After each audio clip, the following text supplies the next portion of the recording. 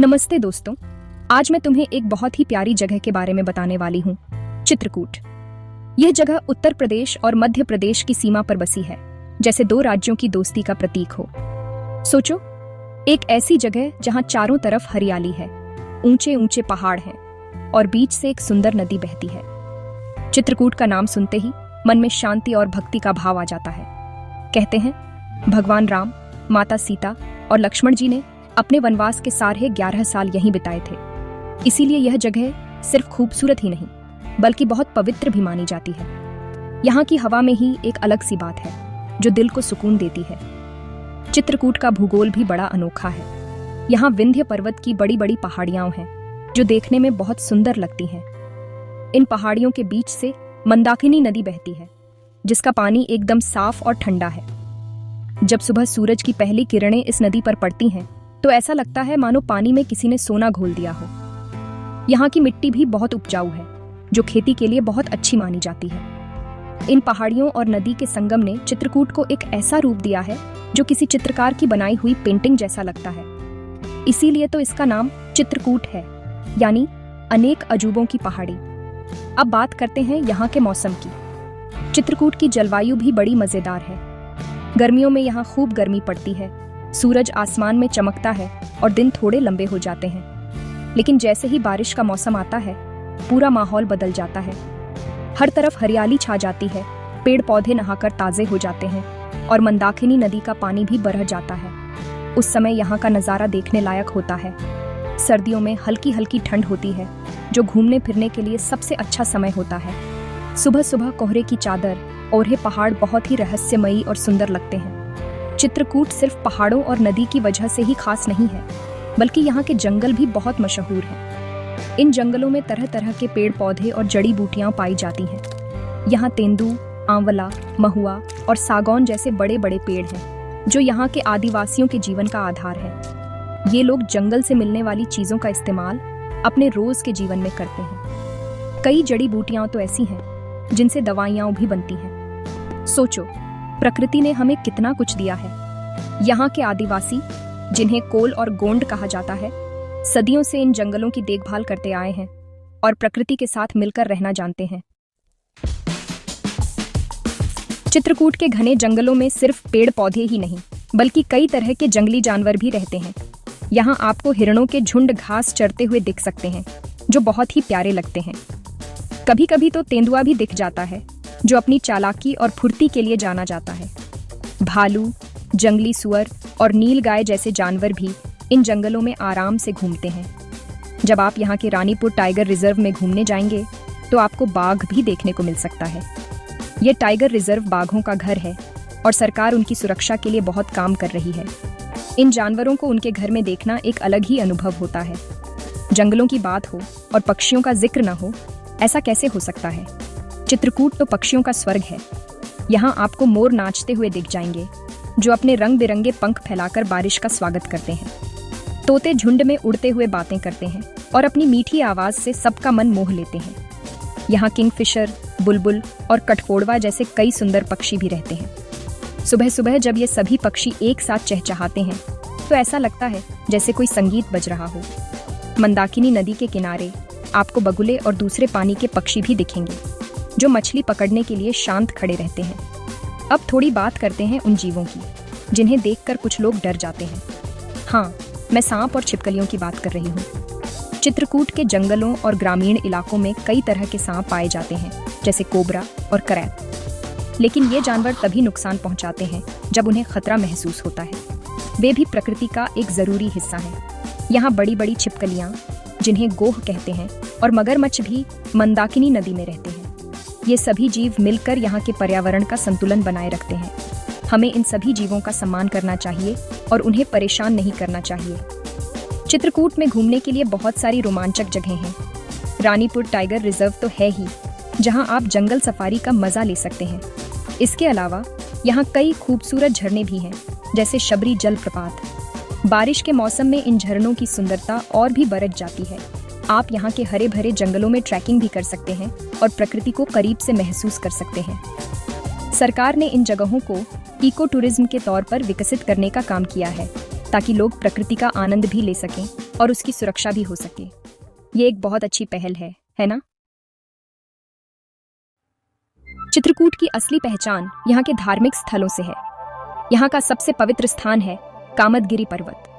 कहते हैं कि यह पहाड़ भक्तों की सभी मनोकामनाएं पूरी करता है, इसीलिए इसका नाम कामदगिरी है। श्रद्धालु इस पहाड़ की 5 किलोमीटर लंबी परिक्रमा करते हैं। परिक्रमा करते समय वे भजन गाते हैं और भगवान राम का नाम जपते हैं। इस रास्ते पर कई छोटे छोटे मंदिर हैं जहां रुककर लोग पूजा करते हैं। इस परिक्रमा को करने से मन को एक अद्भुत शांति मिलती है। ऐसा लगता है जैसे भगवान राम स्वयं आपके साथ चल रहे हों और आपको आशीर्वाद दे रहे हों। मंदाकिनी नदी के किनारे बने घाट चित्रकूट की सुंदरता में चार चांद लगा देते हैं। इनमें सबसे प्रसिद्ध है राम घाट। कहते हैं कि भगवान राम यहीं स्नान किया करते थे। शाम के समय यहाँ हर रोज आरती होती है जो देखने लायक होती है। हजारों दियों की रोशनी जब नदी के पानी पर पड़ती है तो पूरा माहौल भक्तिमय और चमकीला हो जाता है। लोग नाव में बैठकर इस आरती का नज़ारा देखते हैं। यहाँ का पानी एकदम साफ है और आसपास का वातावरण बहुत ही सुकून भरा है। चित्रकूट में कई प्राचीन मंदिर और आश्रम भी हैं। हनुमान धारा एक ऐसा ही अनोखा मंदिर है जो एक पहाड़ी पर बना है। यहाँ एक चट्टान से पानी की एक धारा निकलकर सीधे हनुमान जी की मूर्ति पर गिरती है। इस मंदिर तक पहुँचने के लिए आपको कई सीढ़ियाँ चढ़नी पड़ती हैं, लेकिन ऊपर पहुंचकर जो नज़ारा दिखता है वो सारी थकान भुला देता है। इसके अलावा स्फटिक शिला भी एक महत्वपूर्ण जगह है। यह एक बड़ी सी चट्टान है जिस पर भगवान राम और माता सीता के पैरों के निशान बने हुए हैं। कहते हैं कि यहीं पर जयंत ने कौवे का रूप धरकर माता सीता को चोंच मारी थी। चित्रकूट को आर्षियों और मुनियों की तपोभूमि भी कहा जाता है। महर्षि अत्रि और उनकी पत्नी अनुसुईया का आश्रम यहीं था। सती अनुसुईया आश्रम एक बहुत ही पवित्र और शांत जगह है जो घने जंगलों के बीच बसी है। यहाँ मंदाकिनी नदी का उद्गम स्थल भी है। कहते हैं कि सती अनुसुईया ने अपनी तपस्या के बल पर यह मंदाकिनी नदी को प्रकट किया था। भरत मिलाप मंदिर भ्रातृप्रेम की सर्वोच्च मिसाल। यह मंदिर उस ऐतिहासिक क्षण का स्मारक है जब श्री राम और भरत का भावुक मिलन हुआ था। यहाँ की चट्टानों पर आज भी उनके पदचिह्न अंकित हैं जो उनके प्रेम और त्याग की गवाही देते हैं। इन पदचिह्नों को छूकर हर यात्री उस निस्वार्थ प्रेम की ऊष्मा महसूस करता है। कामदगिरी पर्वत की पृष्ठभूमि और हरियाली इसे और भी दिव्य बनाती है। भरत ने सिंहासन पर केवल राम की पादुकाएं रखीं और 14 वर्षों तक राज्य चलाया। भरत मिलाप मंदिर त्याग, प्रेम और संबंधों की पवित्रता का प्रतीक है। जानकी कुंड की ओर बढ़ाते हैं, एक ऐसा स्थान जहां कोमलता, पवित्रता और शांति का अद्भुत संगम है। यह वही पवित्र स्थल है जहां वनवास के दौरान माता सीता नित्य स्नान करती थीं। मंदाकिनी नदी के किनारे स्थित यह स्थान आज भी आध्यात्मिक शांति से भरपूर है। यहाँ चट्टानों पर माता सीता के पदचिह्न हैं जिन्हें देख मन श्रद्धा से भर जाता है। यह स्थान उनके त्याग, तपस्या और स्त्री शक्ति का प्रतीक है। यहाँ की शांति और सादगी आत्मशुद्धि का अद्भुत अवसर देती है। जब आप यहाँ आए, मंदाकिनी के जल को स्पर्श करें और माता जानकी के साहस को नमन करें।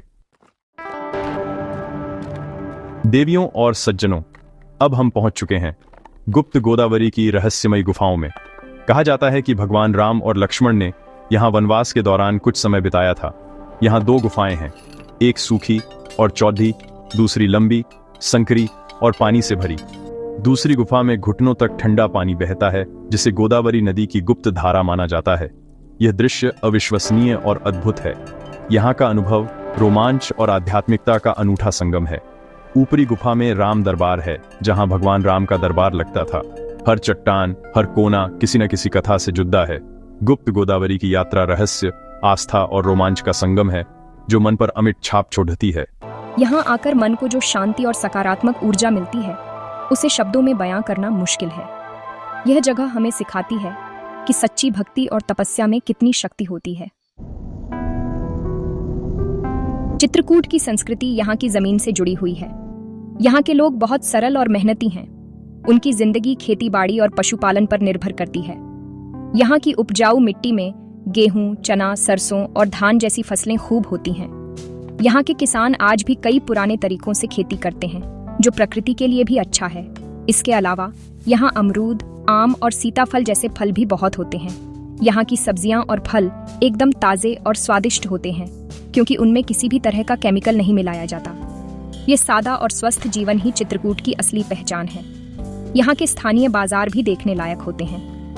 इन बाजारों में आपको लकड़ी के बने सुंदर खिलौने और हाथ से बनी कई चीजें मिलेंगी।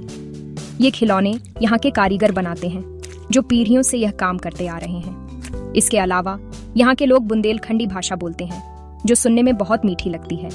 यहाँ के लोकगीत और लोक नृत्य भी बहुत प्रसिद्ध हैं। त्योहारों और शादियों के मौके पर लोग इकट्ठा होकर गाते बजाते हैं और अपनी खुशी का इजहार करते हैं। ये सब देखकर लगता है कि असली खुशी छोटे छोटे पलों में ही छिपी होती है। सरकार भी चित्रकूट के विकास के लिए बहुत काम कर रही है। यहाँ की सड़कों को बेहतर बनाया जा रहा है और पर्यटन सुविधाओं को बढ़ाया जा रहा है। रानीपुर टाइगर रिजर्व जैसे संरक्षित क्षेत्रों की देखभाल पर खास ध्यान दिया जा रहा है, ताकि यहाँ के वन्यजीव सुरक्षित रह सकें। सरकार का लक्ष्य है कि चित्रकूट को एक ऐसा पर्यटन स्थल बनाया जाए जहाँ लोग प्रकृति और अध्यात्म दोनों का अनुभव कर सकें। यह बहुत जरूरी है कि विकास के साथ साथ हम यहाँ की प्राकृतिक सुंदरता और पवित्रता को भी बनाए रखें, ताकि आने वाली पीढ़ियां भी इसका आनंद ले सकें। अंत में मैं बस यही कहूंगी कि चित्रकूट वाकई एक अद्भुत जगह है। ये सिर्फ एक तीर्थ स्थान नहीं है, बल्कि प्रकृति का एक अनमोल खजाना है। यहाँ आकर आपको भगवान की भक्ति का एहसास भी होगा और प्रकृति की गोद में सुकून भी मिलेगा। यहाँ के पहाड़, नदी, जंगल, जीव जंतु और यहाँ के सरल लोग सब मिलकर इस जगह को खास बनाते हैं। अगर आपको कभी मौका मिले तो चित्रकूट जरूर जाना। मुझे यकीन है कि यह जगह आपके दिल में बस जाएगी और आप इसे कभी नहीं भूल पाएंगे। यह एक ऐसी यात्रा होगी जो आपकी आत्मा को तरोताजा कर देगी।